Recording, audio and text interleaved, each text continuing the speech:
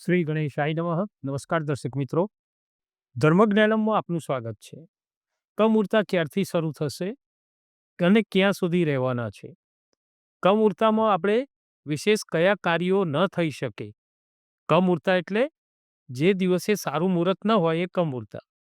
બીજું પણ આના સાથે જોઈએ કે ધનુર્માસ ક્યારથી પ્રારંભ થાય? ધનુર્માસ કેમ નામ પડ્યું?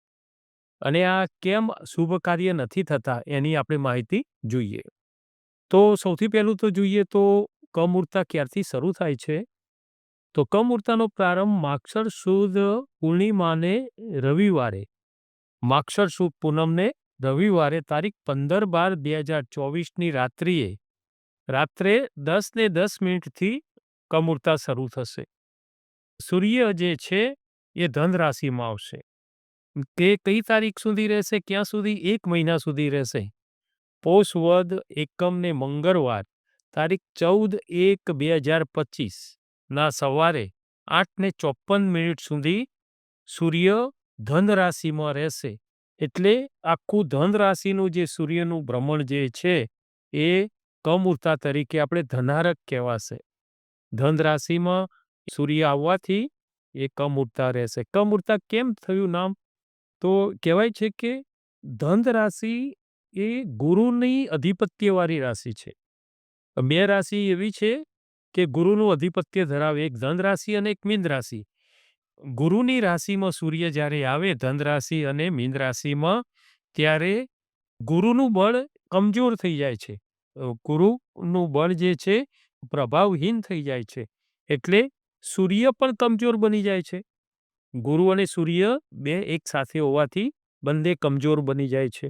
અને ગુરુના આશીર્વાદ વગર તો કોઈ કાર્ય થાય નહીં. અને સૂર્ય એ આત્મા છે, પોતાનું વર્ચસ્વ છે. એટલે બંને ગ્રહો જે શુભ છે સારા કામમાં, સૌથી પહેલી ગણતરી તમે જુઓ, લગ્ન હોય ગમે તે હોય, ગુરુ બળ સૂર્ય બળ બધું જોવાતું હોય છે. તો આ બંને ગ્રહો એકબીજાની સાથે આવવાથી કમજોર બની જાય છે, પ્રભાવહીન બની જાય છે. એટલે પ્રભાવ ન હોવાને કારણે આ બંને ગ્રહો જ્યારે ભેગા થાય છે, જ્યારે ધન રાશિમાં અને મીન રાશિમાં, ત્યારે કમૂરતા તરીકે ગણાય છે. તો આપણે ધન રાશિમાં સૂર્ય આવવાથી ધનુર્માસ કહેવાય છે આ મહિનાને. ધનુર્માસ, ખરમાસ પણ કહે છે, મલમાસ પણ કહે છે. એટલે આ મહિનામાં કોઈ સારા કાર્ય થતા નથી. સૂર્ય જે છે ને એક વર્ષ સુધી મેષ રાશિથી મીન રાશિમાં સળંગ 1 વર્ષ સુધી ભ્રમણ કરતા હોય છે. ધારો કે મકર રાશિમાં આવે ને તો મકર સંક્રાંતિ કહીએ છીએ. એમ ધન રાશિ અને મીન રાશિમાં આવવાથી ધનારક, અને મીન રાશિમાં આવે તો મીનારક. આ બંને રાશિનું ભ્રમણ જે છે સૂર્યનું, એ કમૂરતા તરીકે ઓળખાય છે. કેમ કે બંને ગ્રહોનું બળ ઓછું થઈ જાય છે. એટલે ધનમાં આવે ત્યારે ધનારકના કમૂરતા, અને મીન રાશિમાં આવે ત્યારે મીનારકના કમૂરતા, એવું આપણે કહીએ છીએ. શું કાર્ય ન થઈ શકે? તો ધાર્મિક જે કાર્ય હોય છે લગ્ન પ્રસંગના, પછી મુંડન, જનોઈ, સગાઈ કરવી, એન્ગેજમેન્ટ, ગૃહ પ્રવેશ, નવા ઘરમાં રહેવા જવાનું થાય, નવી જમીન ખરીદવાની થાય, મકાન ખરીદવાનું થાય.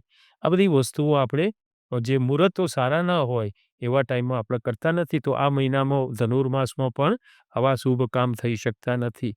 જે દોષ નિવારણના કાર્ય તમે કરી શકો. જન્માક્ષરમાં કોઈ દોષ હોય એ કાર્ય કરી શકો.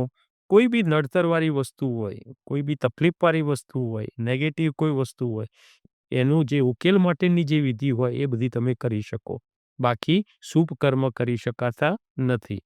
પણ એવું કહેવાય છે કે આ મહિનામાં શુભ કાર્ય તરીકે આપણે સત્યનારાયણની કથા કરી શકાય, યજ્ઞ કરી શકાય, દેવનો યજ્ઞ કરી શકાય. એવું નથી કમૂરતા છે કે સત્યદેવની કથાના, કેમ કે સત્યદેવની કથામાં તો કહ્યું છે કે યસ્મિન કસ્મિન દિને, આનો કોઈ દિવસ નક્કી નથી. કોઈ પણ દિવસે તમે કરી શકો. માનો યજ્ઞ પણ તમે કરી શકો. અને કોઈ પિતૃ તૈયાર હોય જાત્રાએ જવા માટે તો પિતૃ કાર્ય પણ કરી શકો. સારી વસ્તુ છે. કેમ કે કોઈ બી શુભ કાર્ય હોય ને એ તમે ના કરી શકો. પણ આ બધી વસ્તુઓ જે છે, જન્માક્ષરના દોષ નિવારણ, પિતૃ કાર્ય, આ બધું તમે કરી શકાય. સત્યદેવની કથા પણ શુભ કહેવાય છે, એ પણ તમે કરી શકો. માનો યજ્ઞ, દેવનો યજ્ઞ, શિવજીનો યજ્ઞ, કોઈ બી યજ્ઞ યાગાદિક કર્મ કરી શકો. કોઈ તીર્થોમાં સ્નાન કરી શકો. આ શ્રેષ્ઠ ગણ્યું છે. તીર્થોનું સ્નાન, યજ્ઞ, કથા, ભાગવત કથા. આ ભાગવત કથા બેસાડો એ પણ શ્રેષ્ઠ ગણાય છે. આ બધી વસ્તુ શિવપુરાણ બધું સારી વસ્તુ છે. સારું કર્મ એવું નહીં કે કમૂરતા છે એટલે નથી કરવું એવું નહીં. અમુક સારી વસ્તુ થઈ શકે. પણ આ જે મેં કીધી ને, આ જે આપણે આગળ વાત કરી એ આપણે શુભ કાર્ય નથી થતા. બીજું જોઈએ તો ધનારકમાં તમે જપ, તપ, દાન આ બધું શ્રેષ્ઠ ગણ્યું છે. જેટલો જપ કરો કોઈ મંત્રનો એ ફળ વધુ આપનારો બને છે. તમે કોઈ અનુષ્ઠાન કરો તે પણ આનું શ્રેષ્ઠ ફળ આપે છે. ધનારકમાં તમે કોઈને જરૂરિયાતવાળાને કોઈ વસ્તુ આપો અથવા મૌન ધારણ કરો એ પણ શ્રેષ્ઠ છે.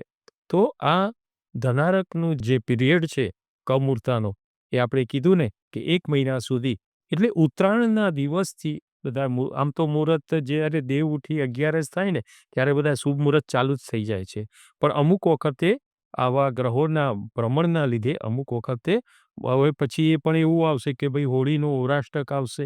અમુક જે પિરિયડો છે એ આપણે સારા કામમાં શુભ માનતા નથી. એટલે આપણા સનાતન ધર્મમાં આવા જ્યારે સમય આવે છે ત્યારે આપણે શુભ કર્મ કરતા નથી. આપણે જાણ્યું કે ધનારક ક્યારે છે અને ધનારક કઈ રીતે બને છે. તો ધન રાશિમાં સૂર્ય આવે છે, ગુરુની રાશિમાં સૂર્ય આવે છે એટલે ધનારક બને છે. અને આ મહિનાને ધનુર્માસ પણ કહે છે. એ આપણે વાત જાણી. એમ કે ખબર હોય કે કમૂરતા છે પણ કેમ કમૂરતા છે એની માહિતી આપણે મેળવી. તો આ હવે પછી આપણે નવા વિડીયો સાથે ફરીથી મળીશું. જય શ્રી કૃષ્ણ.